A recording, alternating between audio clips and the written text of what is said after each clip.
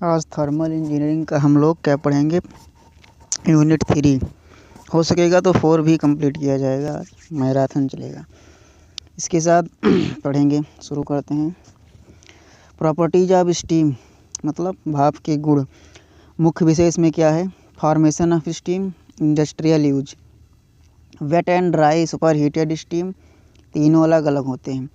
Saturation some temperature, saturation pressure मतलब आप लोग समझ रहे होंगे इंग्लिश में, मतलब संतृप्त ताप और संतृप्त क्या है ये, प्रेशर मतलब दाब। से sensible heat, latent heat, dryness fraction, ये सारे क्वेश्चन मतलब क्या करके भी पढ़ेंगे हम लोग। Dryness fraction, वेटनेस fraction, use of steam tables, determination of enthalpy, internal energy, simple problem based on steam tables. Short question देखेंगे पहले। स्टीम मतलब भाप क्या है। भाप जो है, जब जल वाटर को ऊष्मा देकर द्रव अवस्था से वाष्प अवस्था में बदला जाता है तो प्राप्त गैस को ही भाप कहते हैं। गैस रूप को भाप या स्टीम कहते हैं। सेचुरेशन टेम्परेचर क्या है, वह तापमान जिस पर किसी निश्चित दाब पर द्रव उबलना शुरू करता है उसे सेचुरेशन टेम्परेचर कहते हैं।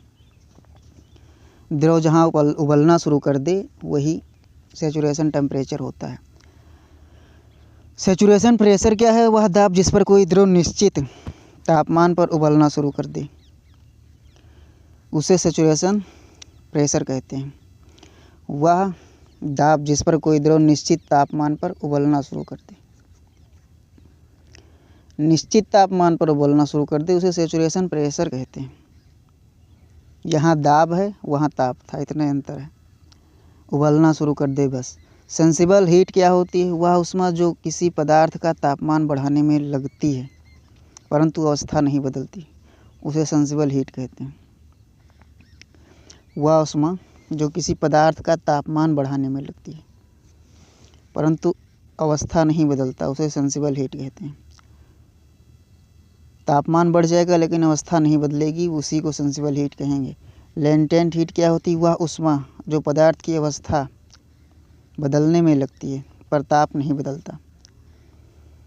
वह ऊष्मा मतलब जो पदार्थ की अवस्था बदल जाए लेकिन ताप ना बदले, उसे लेटेंट हीट कहते हैं। ताप समान रहेगा, एक नियत ताप पर वह पदार्थ की अवस्था बदल जाए उसे ही लेटेंट हीट कहते हैं। वेट स्टीम क्या है, जब भाप को कुछ मात्रा में पानी की बूंदें उपस्थित होती हैं, जब भाप में कुछ मात्रा में पानी की बूंद, उसे वेट स्टीम कहते हैं। इतने पढ़ना है। मतलब हम लोग देखते हैं कि थाली के नीचे गरमाते हैं तो उसमें भाप की बूंदें मतलब पानी, चलो ठीक है आप लोग समझ गए होंगे। ड्राई स्टीम क्या है, जब पूरी भाप वाष्प रूप में हो। ड्राई स्टीम मतलब सूखा भाप, जब पूरी भाप वाष्प रूप में हो, उसमें कोई पानी की बूंद ना हो, उसे ड्राई सैचुरेटेड स्टीम कहते हैं। सुपर हीटेड स्टीम क्या है, जब ड्राई स्टीम को उसके संतृप्त तापमान से अधिक तापमान पर गर्म किया जाए तो वह सुपर हीटेड स्टीम कहलाता है। ड्राई स्टीम से थोड़ा ऊंचा गर्म करते हैं, संतृप्त तापमान से अधिक तापमान पर। संतृप्त तापमान जो होता है वो ड्राई स्टीम को ही कन्वर्ट करता है, ड्राई स्टीम को ही संतृप्त तापमान बदलता है। तो ड्राई स्टीम से जो है संतृप्त तापमान से ऊंचा गर्म करते हैं तो वह सुपर हीटेड स्टीम हो जाता है। उसके बाद ड्राईनेस फ्रैक्शन क्या है, गीली भाप में उपस्थित सूखी भाप की मात्रा को ड्राईनेस फ्रैक्शन कहते हैं। गीली भाप में उपस्थित सूखी भाप की मात्रा को ड्राईनेस फ्रैक्शन कहते हैं। यक्स बराबर अगला है ड्राईनेस फ्रैक्शन क्या है, तो गीली भाप में सूखी भाप की मात्रा को ही ड्राईनेस फ्रैक्शन कहते हैं। एक्स बराबर ड्राईनेस फ्रैक्शन एक्स बराबर mass of dry steam upon total mass of steam, सूखी भाप बटा total mass of steam. Steam table का उपयोग क्यों किया जाता है, स्टीम टेबल का प्रयोग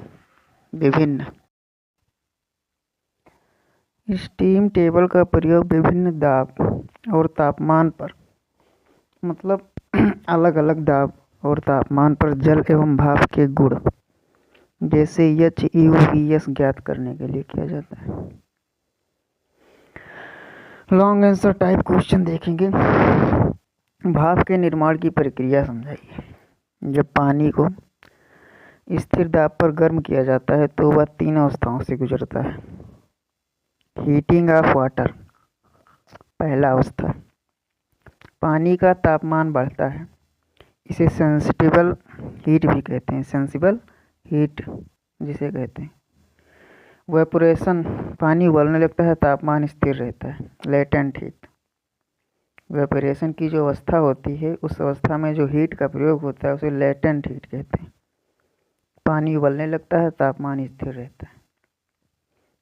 फॉर्मेशन ऑफ स्टीम, यदि कुछ बूंदें बची हैं तो वेट स्टीम, गीली भाप। यदि सब वाष्पित हो गई हैं तो ड्राई स्टीम। यदि ड्राई स्टीम को और गर्म करें तो सुपर हीटेड स्टीम बन जाता है। ये फॉर्मेशन ऑफ स्टीम के अंतर्गत आता है। इसके बाद दूसरा क्वेश्चन है, wet dry super heated steam के बीच अंतर बताइए। Good, wet dry super heated अवस्था के आधार पर जो अंतर है, वेट में क्या होता है, भाप पानी की बूंदें दोनों होती है। ड्राई में केवल भाप, और सुपर हीटेड में होता है उच्च ताप की शुद्ध भाप। गुण जो है तापमान के अनुसार हम लोग देखेंगे। वेट स्टीम में जो संतृप्त तापमान होता है और ड्राई स्टीम में जो होता है संतृप्त तापमान होता है, और सुपर हीटेड स्टीम में संतृप्त तापमान से अधिक होता है। ऊर्जा के अनुसार हम लोग देखेंगे, वेट स्टीम में ऊर्जा कम होती है, ड्राई स्टीम में अधिक होती है। सुपर हीटेड स्टीम में ऊर्जा सबसे ज़्यादा होती है। उपयोग के अनुसार देखेंगे, वेट स्टीम का जो उपयोग होता है वो सामान्य प्रक्रिया में किया जाता है, जबकि ड्राई स्टीम का उपयोग इंजन या बॉयलर में करते हैं, और सुपर हीटेड स्टीम का उपयोग टरबाइन में करते हैं। पावर प्लांट, टरबाइन और पावर प्लांट में करते हैं सुपर हीटेड स्टीम का उपयोग। थर्ड क्वेश्चन है, ड्राइनेस फ्रैक्शन और वेटनेस फ्रैक्शन में अंतर समझाइए। तो ड्राइनेस फ्रैक्शन बराबर x बराबर सूखी भाप का अंश, और वेटनेस फ्रैक्शन 1 माइनस x मतलब जो बचा हुआ है, पानी की बूंदों का अंश। वेट मतलब गीला, नेस वेटनेस फ्रैक्शन, पानी की बूंदों का अंश। उदाहरण, ऐसे क्वेश्चन भी बन सकता है कि x बराबर 0.9 है, मतलब ड्राइनेस फ्रैक्शन, तो 90% सूखी भाप होगा, उसमें 10% पानी होगा।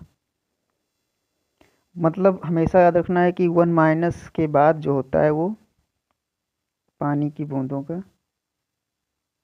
अंश होता है। भाप की एंथैल्पी क्या है, वो इसका सूत्र बताइए। भाप की एंथैल्पी वह कुल ऊष्मा है जो जल को भाप में बदलने के लिए आवश्यक होती है। भाप की एंथैल्पी वह कुल ऊष्मा है जो जल को भाप में बदलने के लिए आवश्यक होती है, भाप की एंथैल्पी कहलाती है। एच बराबर जो होगा HF plus x HFG। HF जहाँ भाप जल की एंथैल्पी है, HFG जो है वाष्पीकरण की एंथैल्पी है, और x है ड्राइनेस फ्रैक्शन। ये एंथैल्पी वाला भी इम्पोर्टेंट होगा। भाप की एंथैल्पी वह ऊष्मा है जो जल को भाप में बदलने के लिए, यहाँ ये सब ये जो सूत्र है अति इम्पोर्टेंट है। HF जल की एंथैल्पी, HFG वाष्पीकरण की एंथैल्पी, x है dryness fraction. Super heated steam की एंथैल्पी का सूत्र लिखिए। सुपर हीटेड स्टीम की एंथैल्पी कैसे निकालेंगे हम लोग। सुपर हीटेड बराबर Hg plus Cp bracket T super heated minus Ts bracket बंद। Hg जहाँ ड्राई सेचुरेटेड स्टीम की एंथैल्पी है, मतलब सूखे संतृप्त स्टीम की एंथैल्पी है। Cp जो है specific heat at constant pressure, नियत ताप पर स्पेसिफिक हीट है। और सुपर हीटेड जो टेम्परेचर है वो T सुपर है, T सुपर हीटेड मतलब सुपर हीटेड टेम्परेचर, और Ts यहाँ सेचुरेशन टेम्परेचर है। तो कुल मिला के बनता है H सुपर हीटेड बराबर Hg plus Cp bracket T super heated minus Ts। Ts जहाँ सेचुरेशन टेम्परेचर है। इंटरनल एनर्जी U ज्ञात करने का सूत्र बताइए। U बराबर H माइनस PV यू जो है इंटरनल एनर्जी है, एच एंथैल्पी है, PV flow work. Steam table का उपयोग करके किसी भी दाब पर भाप के गुण कैसे ज्ञात करते हैं? स्टीम टेबल में दिए गए दाब या तापमान के अनुसार HF, HFG, VF, VG आदि मान देखे जाते हैं। फिर ड्राइनेस फ्रैक्शन ज्ञात होने पर निम्न सूत्रों से गुण निकाले जाते हैं। सूत्र क्या है?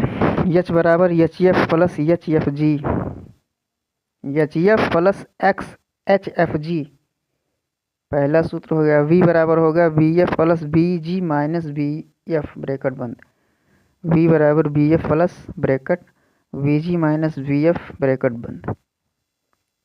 वैकल्पिक क्वेश्चन बस इतने से ही हो जाएगा।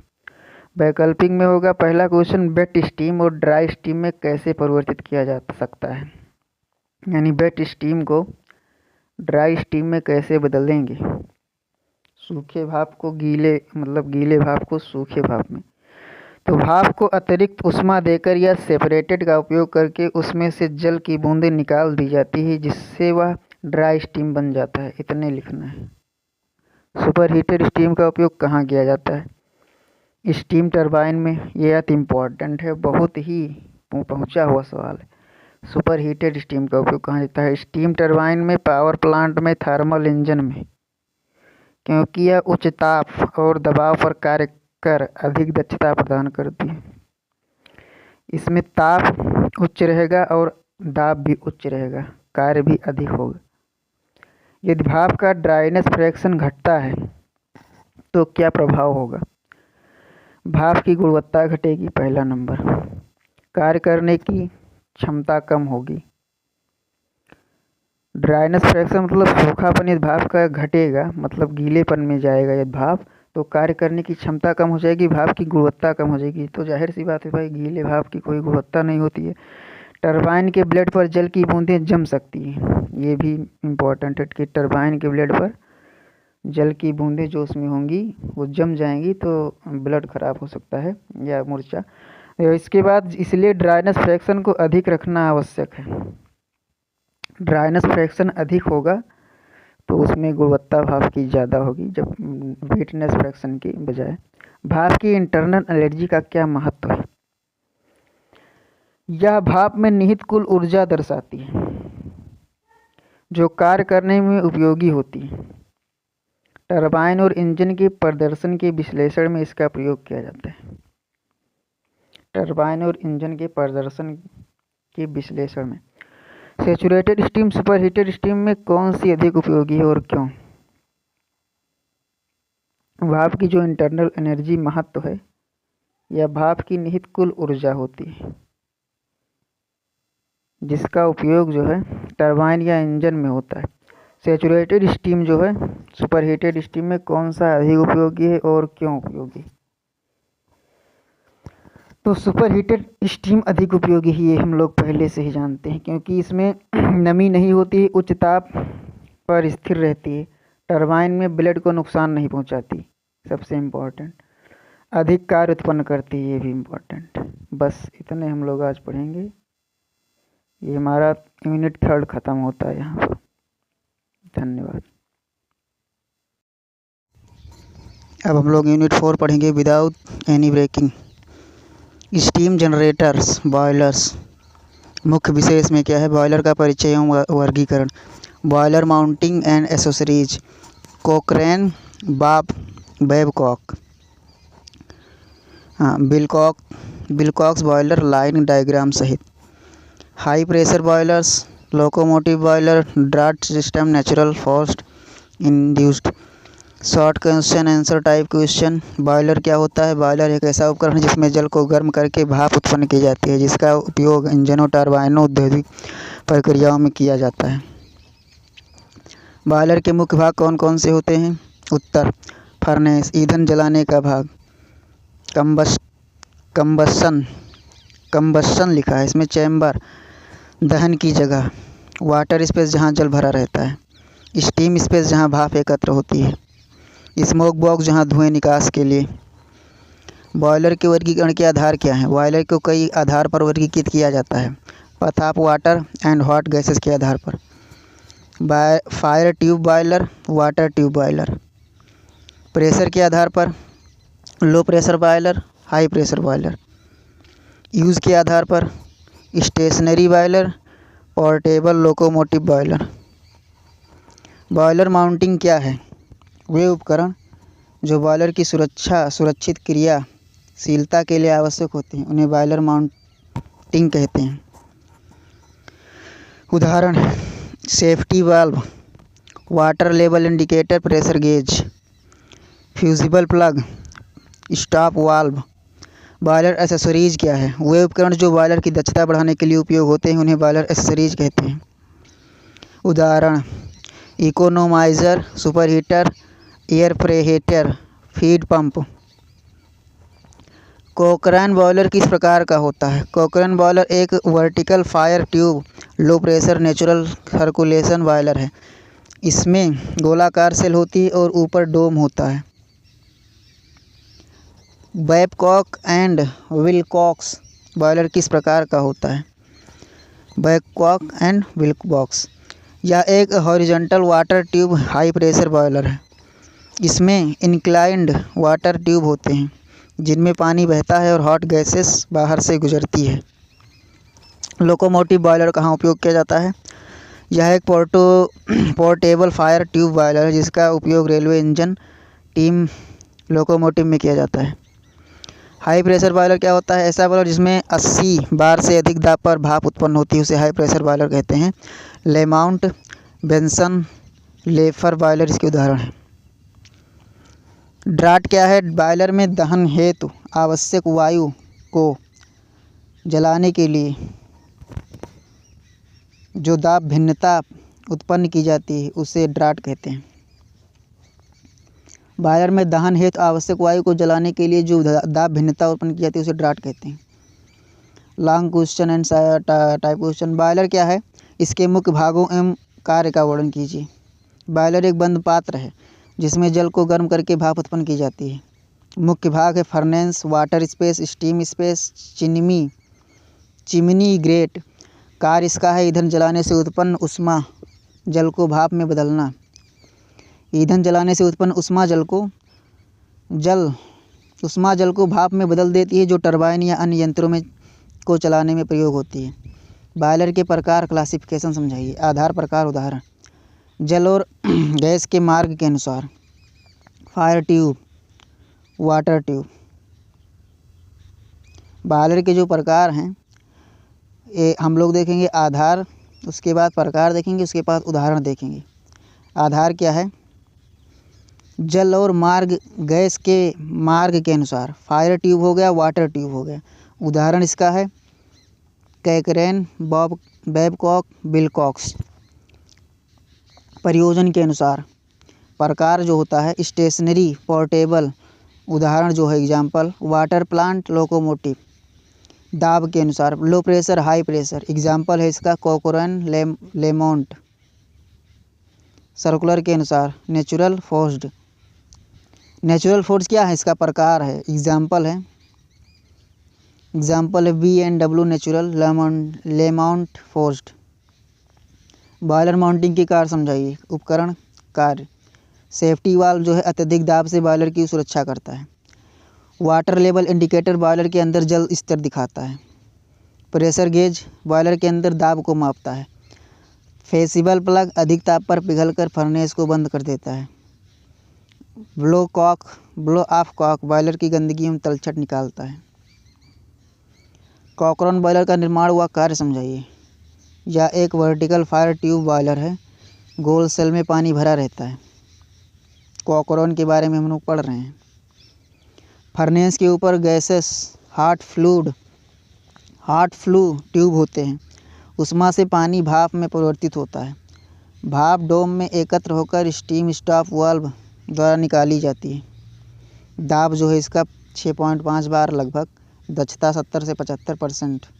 बैबकॉक एंड विलकॉक्स बॉयलर का निर्माण व कार्य समझाइए। ये एक ही चीज़ है लगभग। तो यह water tube horizontal high pressure boiler है। इसमें वाटर ट्यूब एक ड्रम से जुड़े होते हैं। हॉट गैसेस ट्यूब के चारों ओर से गुजरती है। इकोनोमाइजर द्वारा फीड वाटर गर्म होता है। सुपर हीटेड द्वारा भाप को सुपर हीट किया जाता है। दाब सीमा है 15 से 40 बार, दक्षता 80% या 85%। ड्राट के प्रकार बताइए। ड्राट 3 प्रकार की होती है। नेचुरल ड्राट, चिमनी की ऊंचाई से उत्पन्न दाब भिन्नता, चिमनी की ऊंचाई से उत्पन्न दाब भिन्नता नेचुरल ड्राट से नापते हैं। फोर्स ड्राट, फैन द्वारा वायु को फर्नेस में प्रविष्ट कराया जाता है। ड्राट की 3 प्रकार होती हैं। फोर्स ड्राट जो है फैन द्वारा वायु को फर्नेस में प्रविष्ट कराता है। इंड्यूस्ड ड्राट, फैन द्वारा धुएं को चिमनी से बाहर निकाला जाता है। ऑप्शनल क्वेश्चन देखेंगे हम लोग। फायर ट्यूब और वाटर ट्यूब बॉयलर में क्या अंतर है? आधार fire tube boiler, water tube boiler. आधार क्या है? मार्ग के अनुसार गैस ट्यूब के अंदर, पानी बाहर। गैस जो है फायर ट्यूब बॉयलर में गैस ट्यूब के अंदर होता है, पानी बाहर होता है। वाटर ट्यूब बॉयलर में गैस जो होता है ट्यूब के अंदर और गैस बाहर। गैस ट्यूब के अंदर उसमें होता है, इसमें पानी ट्यूब के अंदर होता है और गैस बाहर होता है। वाटर में पानी अंदर और फायर में पानी बाहर। फायर में गैस बाहर, फायर में गैस अंदर, वाटर में गैस पानी अंदर, मतलब वाटर में पानी अंदर। दाब जो दाब के अनुसार जो होगा, इसका मतलब फायर ट्यूब बॉयलर का दाब कम होगा, वाटर ट्यूब बॉयलर का दाब अधिक होगा। फायर ट्यूब बॉयलर का जो है दक्षता कम होगी, वाटर ट्यूब बॉयलर की दक्षता अधिक होगी। फायर ट्यूब बॉयलर की मरम्मत करना आसान होगा, वाटर ट्यूब बॉयलर की मरम्मत करना कठिन होगी। फायर ट्यूब बॉयलर के जो उदाहरण है कॉकरेन है, लैंकेशायर है, और वाटर ट्यूब बॉयलर का जो उदाहरण है बैबकॉक एंड विलकॉक्स लेवंट है। हाई प्रेशर बॉयलर का उपयोग कहाँ किया जाता है? थर्मल पावर प्लांट में, स्टीम टरबाइन, ये अति इम्पॉर्टेंट क्वेश्चन है। स्टीम टरबाइन में, इलेक्ट्रिक पावर जनरेशन यूनिट, क्योंकि ये अधिक ताप और दाब पर अधिक दक्षता के साथ भाप उत्पन्न करते हैं। हाई प्रेशर बॉयलर अति इम्पॉर्टेंट। बॉयलर की दक्षता बढ़ाने के लिए क्या उपयोग करते हैं? बॉयलर की दक्षता बढ़ाने के उपाय लिखिए। इकोनोमाइजर, एयर प्रीहीटर और सुपर हीटर का प्रयोग करें। दक्षता बढ़ाने के लिए ड्राफ्ट सिस्टम को उचित रखें। सिस्टम कई प्रकार के होते हैं, उसी उचित रखना पड़ेगा। रेगुलर मेंटेनेंस करें। उच्च गुणवत्ता का ईंधन प्रयोग करें। बॉयलर में सेफ्टी वेल्व का कार्य क्या है? सेफ्टी वेल्व बॉयलर के अंदर अत्यधिक दाब बढ़ने पर स्वतः खुल जाता है और अतिरिक्त भाप निकाल देता है, जिससे विस्फोट की संभावना समाप्त हो जाती है। लोकोमोटिव बॉयलर की विशेषता क्या है? Portable boiler, fire tube type, compact design, steam turbines या लोकोमोटिव में प्रयोग, शॉर्ट टाइम में अधिक भाप उत्पन्न किया जाता है। ये सब विशेषताएं हैं लोकोमोटिव बॉयलर की। पहला विशेषता है कि पोर्टेबल बॉयलर है, ये पोर्टेबल होता है। उसके साथ फायर ट्यूब टाइप का है, इम्पैक्ट डिज़ाइन है इसमें, स्टीम टरबाइन या लोकोमोटिव में प्रयोग होता है, शॉर्ट टाइम में अधिक भाप उत्पन्न की क्षमता होती है। इतने हम लोग आज पढ़ेंगे। ये हमारा लास्ट क्वेश्चन था, लोकोमोटिव बॉयलर की विशेषता। Portable boiler, fire tube type, compact design, steam turbines, locomotive में प्रयोग, शॉर्ट टाइम में अधिक भाप की उत्पन्न दक्षता। धन्यवाद। ये यूनिट कंप्लीट। नेक्स्ट यूनिट हम लोग नेक्स्ट लेक्चर में। आज हम यूनिट 5 पढ़ेंगे, स्टीम टरबाइन्स एंड स्टीम नोजल्स। तो मुख्य विषय क्या है इसमें? नोजल का कार्य और प्रकार, steam expansion through nozzle, steam का विस्तार जो है नोजल के through, velocity of steam and discharge, type of steam turbine, steam वाला टरबाइन के टाइप पढ़ेंगे, इम्पल्स एंड रिएक्शन पढ़ेंगे, compounding of turbines, velocity, pressure and pressure velocity, different between impulse and reaction turbine, simple numerical based on velocity of jet, work done, efficiency. Short question देखेंगे पहले। Nozzle क्या होता है? तो nozzle एक ऐसा उपकरण है जो उच्च दाब वाली भाप को उच्च वेग वाली धारा में परिवर्तित करता है। नोजल एक ऐसा उपकरण है जो उच्च दाब वाली भाप को उच्च वेग वाली धारा में परिवर्तित करता है। नोजल का कार्य क्या है? नोजल का मुख्य कार्य भाप की ऊर्जा को गतिज ऊर्जा में बदलना है, इससे भाप टरबाइन के ब्लेड पर अधिक बल लगा सके। नोजल का मुख्य कार्य है जो भाप की ऊर्जा होती है उसे गतिज ऊर्जा में कन्वर्ट करता है, जिससे टरबाइन पर अधिक बल लगे। स्टीम नोजल के प्रकार बताइए। कन्वर्जेंट नोजल भाप को सोनिक वेलोसिटी तक तेज करता है। पहला है कन्वर्जेंट नोजल, यह भाप को सोनिक वेलोसिटी तक तेज करता है। सोनिक वेलोसिटी मतलब बहुत हाई वेलोसिटी तक। डिवर्जेंट नोजल, यह भाप को सोनिक से सुपर सोनिक वेलोसिटी तक तेज करता है। Convergent divergent nozzle, CD nozzle इसे कहेंगे। दोनों का संयोजन अधिकतम उपयोग टरबाइन में होता है। इसी का ये दोनों का संयोजन होता है। स्टीम टरबाइन क्या है? स्टीम टरबाइन एक ऐसा यंत्र है जो भाप की ऊर्जा को यांत्रिक ऊर्जा में परिवर्तित करता है, जिसे शाफ्ट घूमता है। यंत्र है जो भाप की ऊर्जा को, स्टीम टरबाइन जो है भाप की ऊर्जा को यांत्रिक ऊर्जा में परिवर्तित करता है, जिससे शाफ्ट घूमता है। टरबाइन के प्रकार बताए। Impulse turbine, reaction turbine. दो ही प्रकार होते हैं टरबाइंस, इम्पल्स और रिएक्शन। इम्पॉर्टेंट है।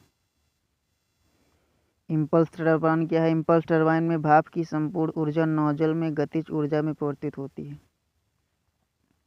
इम्पल्स टरबाइन जो है क्या होता है, इसमें भाप की संपूर्ण ऊर्जा नोजल में गतिज ऊर्जा में परिवर्तित होती है और यह ब्लेड पर टकराकर कार्य करती है। उदाहरण डी लेवल टरबाइन, एक ही उदाहरण है इसका। इम्पल्स टरबाइन में भाप की संपूर्ण ऊर्जा नोजल में गतिज ऊर्जा में परिवर्तित हो जाती है। यह ब्लेड पर टकराकर कार्य करती है।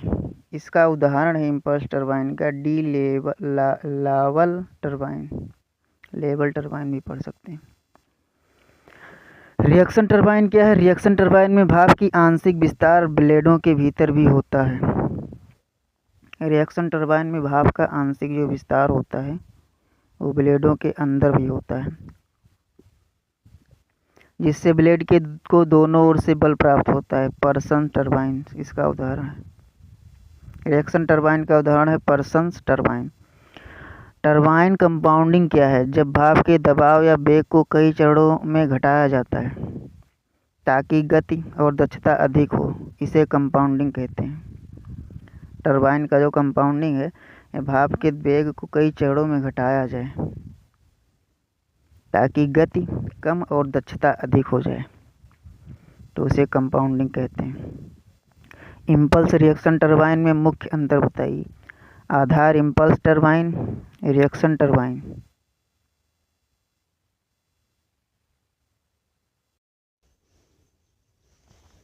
चलो यह क्वेश्चन हम लोग लास्ट में करेंगे क्योंकि यहाँ डिवाइडेंट नहीं है, इसे एक में ये लिखा गया है, अलग करके पढ़ेंगे। अगला क्वेश्चन है टरबाइन इफिशिएंसी क्या है? अति इम्पोर्टेंट क्वेश्चन और पहुंचा हुआ सवाल है। टरबाइन जो इफिशिएंसी निकाला जाता है दक्षता टरबाइन की, तो टरबाइन इफिशिएंसी बराबर वास्तविक कार्य बटा उपलब्ध ऊर्जा गुणे 100। एटा बराबर वर्क आउटपुट अपान काइनेटिक एनर्जी सप्लाइड गुणे 100। ठीक है, इसका क्या है? टरबाइन इफिशिएंसी बराबर वास्तविक कार्य गुणे बटा उपलब्ध ऊर्जा गुणे 100, यानी एटा बराबर वर्क आउटपुट अपान काइनेटिक एनर्जी सप्लाइड गुणे 100। बस इतना ही। लॉन्ग आंसर टाइप क्वेश्चन में नोजल की कार्य प्रणाली समझाइए। Working of nozzle. उच्च दाब की भाप नोजल में प्रवेश करती है। नंबर 1 डाल के लिखेंगे इसे। उच्च दाब की भाप नोजल में प्रवेश करती है। जैसे जैसे नोजल का क्षेत्रफल घटता है भाप का दाब घटता जाता है। भाप का दाब जो है घटता है और वेग बढ़ता है। इस प्रकार दाब ऊर्जा गतिज ऊर्जा में बदल जाती है। यानी जैसे जैसे नोजल का क्षेत्रफल घटता है उसी तरह वैसे वैसे भाप का दाब जो है घटता है और वेग बढ़ता है। क्षेत्रफल घटेगा तो दाब बढ़ना चाहिए है, लेकिन भाप का मामला है तो यहाँ पर दाब घटता है, ध्यान देंगे, और वेग बढ़ेगा। क्षेत्रफल भी घटता है, दाब भी घटता है, लेकिन भाप का, और वेग बढ़ता है। इस प्रकार दाब ऊर्जा गतिज ऊर्जा में बदल जाती है। दाब ऊर्जा जो है गतिज ऊर्जा में बदल जाती है। नोजल से निकली उच्च वेग वाली भाप टरबाइन ब्लेड से टकराती है और यांत्रिक कार्य उत्पन्न करती है। नोजल से निकली उच्च वेग वाली भाप टरबाइन ब्लेड से टकराती है और यांत्रिक कार्य मतलब कार्य में बदल जाती है, यांत्रिक कार्य उत्पन्न करती है। नोजल की कार्यप्रणाली यहाँ कंप्लीट हो गया। कन्वर्जेंट डाइवर्जेंट नोजल का वर्णन करें, यानी संयुक्त नोजल का डीसी सीडी नोजल का वर्णन करें। तो इस नोजल में पहला भाग संकुचित कन्वर्जेंट होता है, दूसरा भाग फैला हुआ मतलब डिवर्जेंट है।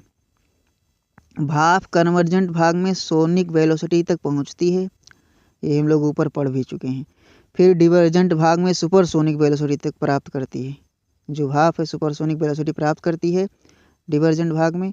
इसके बाद इसे डी लेवल नोजल भी कहा जाता है।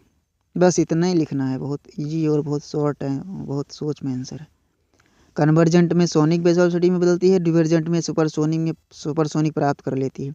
इसे डी लेवल नोजल भी कहा जाता है। इम्पल्स टरबाइन का सिद्धांत एवं कार्य समझाइए। भाप सिद्धांत पहले देखेंगे इम्पल्स टरबाइन का। भाप का दाब नोजल में घटता है। सिद्धांत है भाप का दाब जो है नोजल में घटता है और गतिज ऊर्जा बढ़ती है। यह भाप ब्लेड पर टकराकर उन्हें घुमाती है। कार्य प्रक्रिया देखेंगे इम्पल्स टरबाइन का। नोजल में दाब घटेगा, ऊर्जा बढ़ जाएगी। इम्पल्स टरबाइन का यही सिद्धांत है। और भाप ब्लेड पर टकराकर उन्हें घुमाती है। कार्य समझेंगे। नोजल से भाप उच्च वेग से निकलती है। यह भाप ब्लेड पर टकराकर दिशा बदलती है। दिशा परिवर्तन के कारण बल लगता है और रोटर घूमता है। पहला नंबर डालेंगे नोजल से भाप उच्च वेग से निकलती है। दूसरा नंबर है यह भाप ब्लेड पर टकराकर दिशा बदलती है। तीसरा नंबर है दिशा परिवर्तन के कारण बल लगता है और रोटर घूमता है। डी लेवल इसका उदाहरण है डी लेवल टरबाइन। लावल लिखा है, लेवल में लावल पढ़ेंगे हम लोग, ये लिए भी ये लिखा है। D level turbine, Curtis turbine, दो उदाहरण हो गया इसका। रिएक्शन टरबाइन का सिद्धांत एवं कार्य समझाइए। रिएक्शन टरबाइन का सिद्धांत है भाप का आंशिक विस्तार ब्लेड के भीतर होता है जिससे प्रतिक्रिया बल उत्पन्न होती है, रिएक्शन फोर्स। कार्य जो है इसका भाप स्टेटर ब्लेड से गुजरकर रोटर ब्लेड पर गिरती है। भाप स्टेटर ब्लेड से गुजरकर रोटर ब्लेड पर गिरती है। दोनों ब्लेडों में दाब गिरावट होती है। यह दाब भिन्नता रोटर को गति देती है। पर्सन रिएक्शन टरबाइन इसका उदाहरण है। टरबाइन कंपाउंडिंग क्या है, इसके प्रकार बताइए। उच्च गति को कम करने हेतु भाप का विस्तार कई चरणों में किया जाता है, इसी को कंपाउंडिंग कहते हैं। उच्च गति को कम करने के लिए भाप का जो विस्तार है कई चरणों में बांट दिया जाता है, किया जाता है मतलब, तो इसे ही कंपाउंडिंग कहते हैं। प्रकार जो है इसका, टरबाइन कंपाउंडिंग क्या है इसके प्रकार बताइए। तो इसका प्रकार है वेलोसिटी कंपाउंडिंग। एक दाब गिरावट कई वेग चरण। वेलोसिटी कंपाउंड जो होता है इसमें एक दाब गिरावट होता है, कई वेग चरण होते हैं इसमें। कर्टिस टरबाइन इसका नाम है। प्रेशर कंपाउंडिंग, दाब को कई चरणों में घटाया जाता है। रेटिव टरबाइन इसका उदाहरण है। और वेलोसिटी कंपाउंड का उदाहरण है कर्टिस टरबाइन। प्रेशर कंपाउंडिंग का उदाहरण है रेटिव टरबाइन। दाब कई चरणों में घटाया जाता है। पहले नंबर में वेलोसिटी वाले में दाब गिरावट कई वेग चरण होते हैं इसमें। प्रेशर कंपाउंडिंग में दाब कई चरणों में घटाया जाता है, रेटिव टरबाइन इसका उदाहरण है। प्रेशर वेलोसिटी कंपाउंड में दोनों का संयोजन, प्रेशर वेलोसिटी कंपाउंडिंग में दोनों का संयोजन हो जाता है, वेलोसिटी और प्रेशर का। स्टीम टरबाइन की दक्षता पर प्रभाव डालने वाले कारक बताइए। स्टीम टरबाइन की दक्षता पर प्रभाव डालने वाले कारक, पहला नंबर भाप का दाब और तापमान, नोजल डिजाइन, ब्लेड का कोण, एंगल ब्लेड एंगल, घर्षणहान ब्लेडों की स्थिति और आकार, कंडेंसर प्रेशर। ऑप्शनल क्वेश्चन देखें, नोजल में दाब घटने पर भाप का वेग क्यों बढ़ता है? क्योंकि भाप की गतिज ऊर्जा में बदल जाती है। नोजल में दाब घटने पर भाप का वेग क्यों बढ़ता है? क्योंकि भाप की दाब गतिज ऊर्जा में बदल जाती है। दाब जब घट जाएगा तो वो गतिज ऊर्जा में परिवर्तित हो जाएगी, इसीलिए वेग बढ़ जाता है। जैसे जैसे दाब घटेगा वेग बढ़ता जाएगा। बर्नौलीज प्रिंसिपल के अनुसार, बर्नौली जो प्रिंसिपल है ये इसी सिद्धांत पर आधारित है कि दाब घटेगा वेग बढ़ेगा, या वेग बढ़ेगा दाब घटेगा। तो ये जो बर्नौली प्रिंसिपल है ये मोटरसाइकिल चलाते हैं जब, तो वेग जब बढ़ा देंगे तो दाब घट जाएगा, तो गिरने की संभावना कम रहती है। या फिर वहाँ एरोप्लेन जब चलाते हैं तो बर्नौली प्रिंसिपल लगता है। रिएक्शन टरबाइन की दक्षता इम्पल्स टरबाइन से अधिक क्यों होती है? क्योंकि इसमें भाप का विस्तार ब्लेडों के अंदर भी होता है। रिएक्शन टरबाइन की दक्षता इम्पल्स टरबाइन से अधिक क्यों होती है? क्योंकि इसमें भाप का जो विस्तार होता है ब्लेडों के अंदर भी होता है, जिससे भाप की अधिक ऊर्जा उपयोग में आती है और हानि कम होती है। टरबाइन कंपाउंडिंग की आवश्यकता क्यों पड़ती है? उच्च वेग को नियंत्रित करने के लिए, रोटर को अत्यधिक गति से बचाने के लिए, अत्यधिक कार्य प्राप्त करने के लिए, दक्षता बढ़ाने के लिए। कंपाउंड कर देंगे तो दक्षता बढ़ जाएगी और कार्य अधिक मिलेगा। रोटर को अत्यधिक गति से बचाने के लिए, रोटर की गति कम हो जाएगी। उच्च वेग को नियंत्रित करने के लिए, वेग जो ज़्यादा होगा तो वो कम हो जाएगा, कंपाउंड कर देंगे तो। टरबाइन कंपाउंड इसीलिए किया जाता है। इम्पल्स टरबाइन के लिए नोजल एंगल का क्या महत्व है? नोजल एंगल से भाप जेट के दिशा निर्धारित होती है। नोजल एंगल से भाप के जेट की दिशा निर्धारित होती है। नोजल एंगल का जो बहुत महत्वपूर्ण कार्य है, नोजल एंगल के लिए, नोजल एंगल का क्या महत्व है इम्पल्सिव टरबाइन के लिए? इम्पल्सिव टरबाइन बहुत महत्वपूर्ण है। नोजल एंगल से भाप जेट की दिशा निर्धारित होती है। यदि कोण उचित ना हो तो भाप ब्लेड पर सही बल नहीं लगा पाता और दक्षता घटती है। ब्लेड पर सही बल नहीं लग पाता और दक्षता घट जाती है यदि कोण उचित नहीं रखा गया तो। नोजल एंगल को बहुत उचित रखना पड़ता है। स्टीम टरबाइन के उपयोग लिखिए। स्टीम टरबाइन का पहला उपयोग है थर्मल पावर प्लांट में बिजली उत्पादन के लिए। स्टीम टरबाइन का दूसरा उपयोग है मैराइन प्रोपल्सन जहाज़ों में, मैरीन प्रोपल्सन जहाज़ों में, ठीक है, एक प्रकार का जहाज़ है। मैरीन प्रोपल्सन मतलब जहाज़ों में इसका उपयोग होता है। और इंडस्ट्रियल ड्राइव में, इंडस्ट्रियल औद्योगिक ड्राइव्स में, combined heat and power CHP plant में इसका प्रयोग होता है। स्टीम टरबाइन का प्रयोग जो है इंडस्ट्रियल ड्राइव में और combined heat power CHP plant में। यूनिट में आपने सीखा नोजल का कार्य व प्रकार, इम्पल्स एवं रिएक्शन टरबाइन का सिद्धांत, कंपाउंड की विधियाँ, इफिशिएंसी एवं व्यवहारिक उपयोग, इतने हम लोग आज पढ़ेंगे। लास्ट क्वेश्चन हमारा क्या था, रट के जाइए। स्टीम टरबाइन के उपयोग सबसे इजी होता है थर्मल पावर प्लांट में, मैरीन इम्पल्सन जहाज़ों में, इंडस्ट्रियल ड्राइव में, combined heat and power CHP plants में। धन्यवाद। और ये लास्ट वाला क्वेश्चन बच गया था, इम्पल्स और रिएक्शन टरबाइन में मुख्य अंतर बताइए। आधार इम्पल्स टरबाइन, रिएक्शन टरबाइन। विस्तार के अनुसार केवल नोजल में, इम्पल्स टरबाइन में केवल नोजल में विस्तार होता है। रिएक्शन टरबाइन में नोजल व ब्लेड दोनों में विस्तार होता है। इसके बाद दाब गिरावट। नोजल में दाब गिरावट जो होता है इम्पल्स टरबाइन में जो होता है दाब गिरावट, और नोजल में होता है धीरे धीरे ब्लेड में होता है रिएक्शन टरबाइन में। रिएक्शन टरबाइन में दाब गिरावट धीरे धीरे ब्लेड में होता है। उदाहरण देखेंगे, इम्पल्स टरबाइन का उदाहरण है डी लेवल और रिएक्शन टरबाइन का उदाहरण है पर्सन्स, PAR है।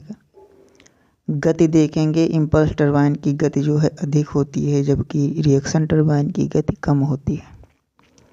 इम्पल्स टरबाइन की दक्षता जो होती है वो मध्यम होती है और रिएक्शन टरबाइन की दक्षता अधिक होती है। इम्पॉर्टेंट क्वेश्चन है, ये रट लेना। बस, धन्यवाद।